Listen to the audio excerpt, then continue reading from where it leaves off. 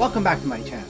Today, we're going to be talking about a newer VOD release from this month, Black Bear. Before we begin, let me know in the comments if you are looking forward to this or what your thoughts were if you've seen it already. And make sure to give this a thumbs up if you like these reviews, because it helps me out immensely if you do that. Also, if you're new here and you like movies, please consider hitting that subscribe button so you can stay up to date with reviews of new releases and some classics. But now, let's jump right into it. This stars Aubrey Plaza as a filmmaker at a creative impasse who seeks solace from her tumultuous past at a rural retreat, only to find that the woods summon her inner demons in intense and surprising ways. This is written and directed by Lawrence Michael Levine, whose other films, Gabby on the Roof in July and Wild Canaries, have been very positively received, though I haven't seen either of them yet. But I do have to check them out soon, especially if they're anything like this film, because this is a twisted look at the ways in which an artist's soul and their demons can make their way into the filmmaking process and how it also affects their relationships. And it becomes a wild ride, to say the least. It's a film that heavily blurs the lines of fantasy and reality, which itself is something we've seen in countless films before, but the execution here is really well done. Though I will say, it's a film that many will find to be polarizing. We get similar events presented multiple times with some key things changed. The main gist though is that Aubrey Plaza stays at this retreat with two people played by Christopher Abbott and Sarah Gadon, and things become quickly tense among all three of them as we learn more about their respective histories. And the film is consistently engaging with an intense storyline and a chilling soundtrack accompanying many of the scenes. Some parts of the film differ in tone, though I never found the contrast to be too jarring. Some parts feel so heavy that you can cut the tension in the air with a knife, while others have a darkly comic edge to it. What helped keep the balance was the fact that the stakes always felt so high, no matter if the scene was played for laughs or was meant to be totally serious. So I really enjoyed how all this worked. But what will really divide viewers on this one is the fact that you're not going to get 100% of the answers you're looking for with this, and there will be things that are left to your interpretation. Now, normally I have an issue when movies leave things too vague, but I didn't find that to be the case here. Even though the film leaves things open-ended, it still gives you a lot to work with, and I was able to put together what I thought would happen without having to watch it multiple times or do any research. And what's nice is there have been multiple theories as to the meaning of some of the film's events, and considering how much the film gives us to work with, you can find any of them to be satisfying. There's a lot of attention to detail here, and some of the more vague aspects of the film didn't feel pretentious in its execution. While the opinions on the film as a whole are going to be wildly different, the one thing that I think everyone will be able to agree on is Aubrey Plaza's performance. This is quite possibly her best performance ever. While she has some moments of her usual deadpan humor here and there, she otherwise steps completely out of her comfort zone for this. And we see just how wide her range is. There are moments where she doesn't even say a whole lot, yet she manages to convey so much. And then there are other moments where she's so high energy that she brings this fire and brimstone feel to the story, which is something I've never seen from her before. She's done some darker films in the past, but her performance here is on a whole other level. And Christopher Abbott and Sarah Gadon were also solid here and had plenty themselves to do with some great moments of their own. I don't want to totally disregard them, but the conversation is almost going to exclusively center around Plaza. Though because the film's not totally accessible to everyone, it's not the type of film that I think will be recognized for award season, which is a shame because her performance definitely deserves to at least be nominated.